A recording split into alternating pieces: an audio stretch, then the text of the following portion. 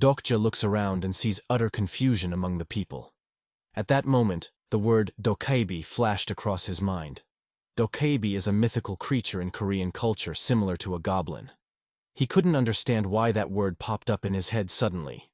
He sees that the subway has come to a halt and the entire cabin has grown dark. He thinks that subways stop in an emergency or at a station. But still he finds the opening lines of a story similar to this situation, which kept bothering him. Suddenly Yu asks if that's a dokaebi. Dokja asks what she means by that. Behind our protagonist, some people point at that thing and ask what that is, while some remain horrified. Dokja keeps thinking that this couldn't be true. However, it's happening right now. He remembers the details he read earlier about dokaebi. That is, it's a small creature wearing a straw garment and floating in mid-air. It was too particular to be called a fairy, too malicious to be called an angel, and too innocent-looking to be called a devil. These words keep going through Dokja's mind as he looks at something majestic appearing in front. The people ask what is happening, and our boy thinks that this can't be happening. Suddenly, a cute-looking dokaebi, as described in the TWSA novel, majestically appears in front of people. Everyone looks at the dokaebi in shock, and Dokja is most surprised of all. At that moment, he felt that fiction and reality overlapped. The dokaebi scrubs through its hair and then starts speaking. However, what he speaks is almost gibberish and not understandable. The people point at dokaebi and ask what that thing is saying. A guy takes a picture of it, saying this must be virtual reality or something. However, a girl beside him calls dokaebi ugly. Dokja thinks that only he knows what is going on here. He thinks this is dokaebi, which appeared in the opening paragraph of TWSA. This creature heralded the tragedy that carried on for thousands of chapters throughout. Dokja grips his phone harder and still can't believe this is possible. The very same dokaebi described in the novel is in front of him. Yu says that this dokaebi seems to be speaking Spanish and asks Dokja if she should try to talk to him. Dokja asks, what is she talking about here? He asks if she would say lending money or something in Spanish that she just learnt recently. Yu replies, that's not what she's thinking. Suddenly the dokaebi becomes understandable and clear. He thinks that the language patch must have malfunctioned a bit. He shouts and asks if everyone can hear him. Suddenly, a person interrupts dokaebi and asks what they are doing. The dokaebi asks what he means. The person annoyingly asks if they are filming a movie here. He says he needs to attend the audition. Dokaebi chuckles and asks if he has an audition at this hour. He guesses that he should have done more research. He was being told that he would have most customers if they put up a paywall at around 7 p.m. The person asks what he's rambling about. Dokaebi tells them to stay calm and take their seat for a while. He has to tell something important, so he expects cooperation from everyone. A man complains that they aren't in mood for this stupidity. He tells dokaebi to start the train already. A child points at the dokaebi and asks her mother what that thing is. Beside the child, Dokja thinks that he's quite certain of the situation. As people begin rebelling against the dokaebi, Dokja understands how this story will go. He thinks that he has to stop them, but he doesn't know how. He pats Yu and tells her not to move. The dokaebi sniffles and says things are getting quite noisy here. He transforms himself into a more dangerous version and tells them to be quiet.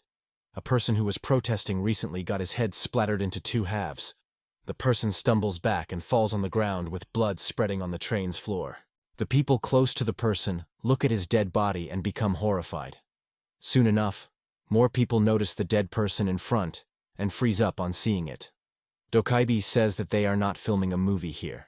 Another person's head turns into a pulp, and dokaebi says that this isn't a dream or a novel. He then starts killing all the people who were staging a revolt against him. He tells the lousy humans that this isn't a reality that they were familiar with. Dokja looks horrified at the scene, even though he read it in novel, but seeing it firsthand is a lot different. He thinks that this is real, even though his heart tries to deny it as much as possible. He couldn't do anything except watch the floor get painted in blood. Dokaebi says that they had a cushy life till now. They were able to breathe, eat, excrete, and reproduce without paying the costs. They all have been living privileged lives. However, all of that will be over now. He proclaims that nothing in life is free. The people start getting scared of dokaebi and start backing away. Suddenly, a person asks dokaebi if he wants money. A person in glasses is the one to make the bold move. Dokya looks closely and asks Yu if he's Mr. Han from the finance team, and Yu agrees. Han says that he can give him as much money as he wants if that's what he's after.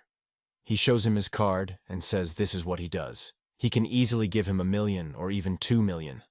Dokaebi asks if he's offering him money. Han once again proclaims that he'll give him as much as he wants if he lets him out of here. Dokaebi says that money is a good thing. It's an object that signifies an intersubjective agreement between humans. Han says that money indeed solves everything. Dokaebi snaps his fingers, and just like that, half of humanity is wiped out as Thanos did in Avengers Infinity War. Just kidding. Actually, Dokaebi burns the money that Han was holding. Dokaebi says that money is only valid within the confines of their space and time. That paper has no value in this macroscopic dimension. He should be glad that he's giving him a warning here. If he ever pulls a stunt like this, he'll blow his head up. Han slumps down, defeated, and looks at his hard-earned money going into flames. Dokaebi says that there's no time for mourning and chit-chat. Their debt is piling up as they speak. He won't bother explaining things to them, so it will be faster if they try to earn the money themselves. With another snap of his finger, Dokaebi grows thorns on his head and flies across the compartment. The people look at him in utter horror, and a notification pops up stating that the channel by 7623 has opened. The constellation will now make an entrance.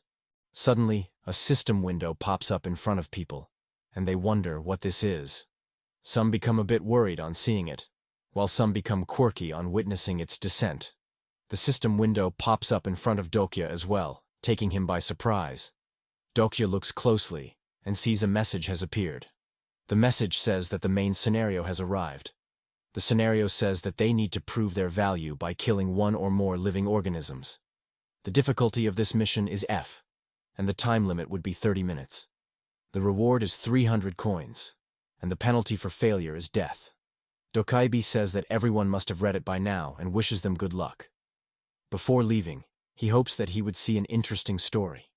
After saying that, he disappears into a bright light, leaving many people panicked, horrified, and confused.